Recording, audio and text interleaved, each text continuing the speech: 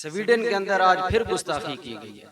तो नबी करीम अलैहिस्सलाम के गुलामों कुरान पाक की गुस्ताखियां बेअदबियां की जा रही हैं। नबी करीम अलैहिस्सलाम की इज्जत और नामूस पर हमले हो रहे हैं। कभी अल्लाह के कलाम, अल्लाह के कुरान पर हमले हो रहे हैं।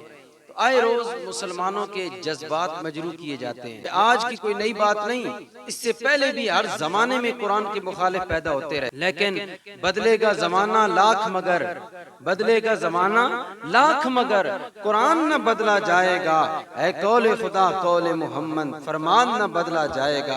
ये कुरान मजीद फुरकान हमीद की हिफाजत करने वाला खुद रब्बे कायनात है। इन्ना नहनु नज़्ज़लना ज़िक्रा व इन्ना लहू लहाफ़िज़ून, बेशक हम ही कुरान को नाजिल करने वाले हैं और बेशक हम ही इसकी हिफाजत करने वाले हैं। तो जिसकी हिफाजत अल्लाह ताला खुद फरमा रहा हो, कायनात का परवरदिगार जिस कुरान की हिफाजत कर रहा हो, उस कुरान को कोई कैसे मिटा सकता है? उस कुरान का कोई खात्मा कैसे कर सकता है? जो कुरान की मुखालफत करेगा वो अपना खात्मा तो कर सकता है, लेकिन कुरान पर कोई फर्क नहीं आएगा। कुरान की शान में, कुरान के एजाज में, कुरान की अजमत में, कुरान की रिफत में कोई फर्क नहीं आएगा। हज़रत उमर रज़ी अल्लाह ताला अन्हु के दौर में, तो आपके दौर में आपने ऑर्डर जारी कर दिया हर कोई अपनी रियासत में हुफ़ाज़े कराम की तादाद में इजाफा करे, कुरान के हिफ्ज़ करने का एहतमाम और बंदोबस्त करे। तो आपने कूफा के गवर्नर हज़रत साद बिन अबी वक़ास रज़ी अल्लाह ताला अन्हु को खत लिखा कि कुरान के हुफ़ाज़ की तादाद में इजाफा होना चाहिए, ज्यादा से ज्यादा लोगों को कुरान का हाफिज बनाया जाए, कुरान याद कराया जाए। हज़रत उमर ने बाकायदा हुकूमती सतह पर ऑर्डर जारी किया। हज़रत साद बिन अबी वक़ास ने 1 साल के बाद 300 हुफ़ाज़ की लिस्ट भेजी। इसी तरह बसरा के जो गवर्नर थे अबू मूसा अशअरी रज़ी अल्लाह ताला अन्हु, हज़रत उमर ने उनको भी खत लिखा कि भाई कुरान के हिफ्ज़ का एहतमाम और बंदोबस्त किया जाए, कुरान को याद करने वालों की तादाद में इजाफा किया जाए और कुरान लोगों को याद कराया जाए। तो हज़रत अबू मूसा अशअरी रज़ी अल्लाह ताला अन्हु ने 1 साल के बाद 1000 हुफ़ाज़े कराम की लिस्ट हज़रत उमर रज़ी अल्लाह ताला अन्हु की तरफ भेजी।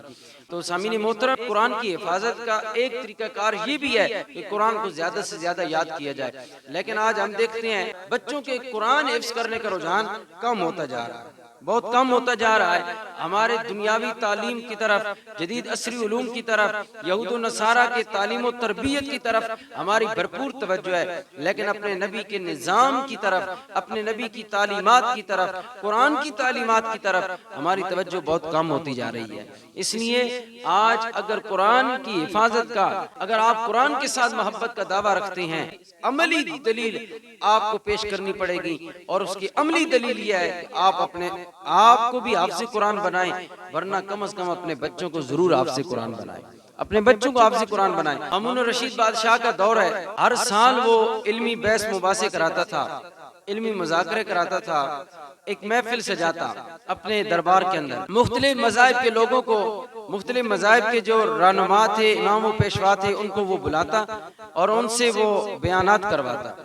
यहूदी उलमा भी उसमें होते थे, ईसाई उलमा भी होते थे, हर मजहब के, मुसलमानों के उलमा भी होते थे। मामून रशीद बादशाह एक दफ़ा ना उसने इल्मी मुज़ाकरा कराया, तो वहाँ आए हर मजहब के इमाम पेशवा थे, तो उन्होंने अपने अपने अंदाज में अपने अपने मजहब को बयान किया। तो मामून रशीद बादशाह को ना एक यहूदी आया, तो उसकी तकरीर बड़ी अच्छी लगी, उसका वज़ाकता बड़ी अच्छी थी और उसकी वज़ाकता बड़ी अच्छी थी, उसका अंदाज़े गुफ्तगू भी बहुत दिल नशीन था। तो मामून रशीद बादशाह ने ना अपने जो मुशीर खास था उसको कहा कि भाई इसका खाना जो है मेरे टेबल पर लगाना, मेरे टेबल पर इसका खाना लगा देना, मैं और ये इकट्ठे खाना खाएंगे। तो यहूदी को, ये जो यहूदियों का इमाम पेशवा था, उसको मामून रशीद बादशाह ने अपने टेबल पर बैठाया, वहाँ खाना खाया। तो उसने खाने के दौरान उसने कहा कि भाई तेरी गुफ्तगू भी बड़ी हसीन है, तेरा चेहरा भी बड़ा हसीन है, कपड़े भी वज़ाकता माशाल्लाह हर चीज कंप्लीट है, लेकिन एक चीज की कमी अगर वो पूरी हो जाए तो तेरे जैसा इंसान कोई नहीं है।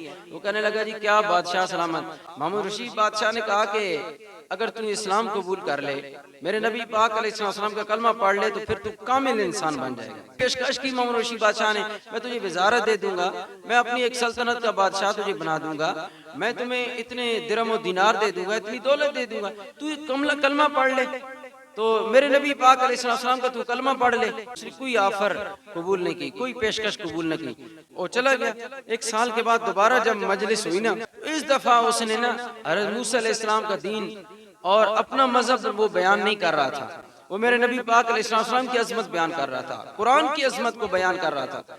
तो जब मामून रशीद बादशाह बड़ा हैरान हुआ, खाना जब खाने लगा तो मामून रशीद बादशाह ने उसको अपने टेबल पर बुला लिया। मामून रशीद बादशाह उसको कहने लगा, भाई बात सुनो कि तुम यहूदी हो और कुरान की अजमत बयान कर रहे हो। तो उसने कहा, जी मामून रशीद बादशाह मैं यहूदी अब नहीं रहा, मैं मुसलमान हो गया। मामून रशीद बादशाह बड़ा हैरान हुआ, यार मैंने तुझे हर किस्म की ऑफर की, तुझे सल्तनत की पेशकश की, वजारत की पेशकश की, मैंने तुझे मुरब्बों की पेशकश की, दिरहम दिनार की पेशकश की, लेकिन तुमने उन सब ऑफर्स को, वो सारी पेशकश तुमने ठुकरा दी।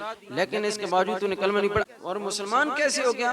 तूने कुरान की अजमत को कैसे बयान किया और मुसलमान कैसे हो गया? मुझे भी तो बता, माजरा क्या है? कहने लगा, मैंने जब तूने मुझे दावत दी थी, जब तूने मुझे कहा था कलमा पढ़ ले, तो मैं इधर से चला गया अपने इलाके के अंदर।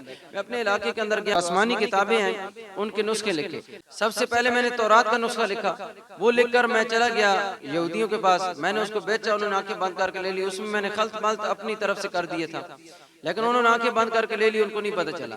फिर मैं जबूर के मानने वालों के पास जबूर लिखकर ले गया, तो वो वहाँ जाकर बेची।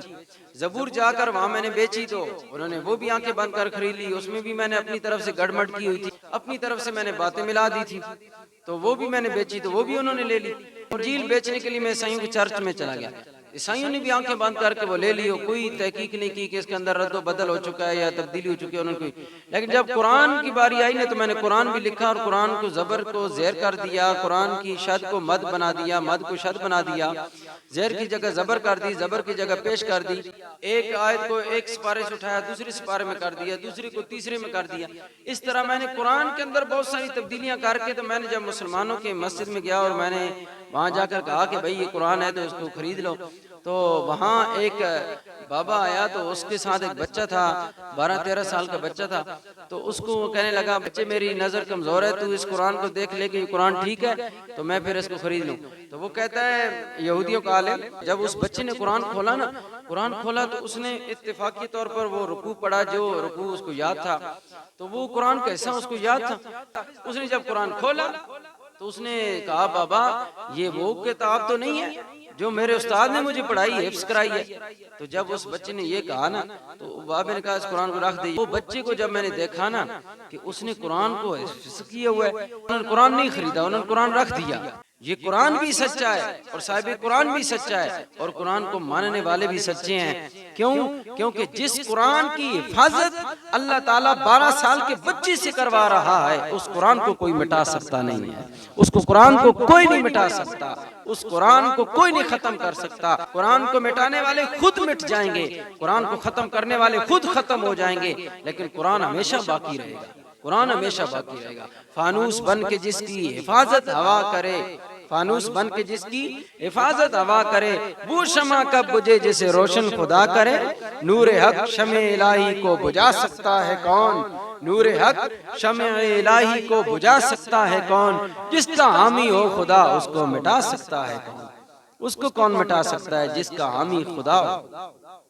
तो स्वीडन वाले जो जलील हैं वो खुद अपने आप को जलील कर रहे हैं, पहले से जलील हैं, और कुरान की बेअदबी करके, वो कुरान की तौहीन करके वो मजीद जलील हो रहे हैं।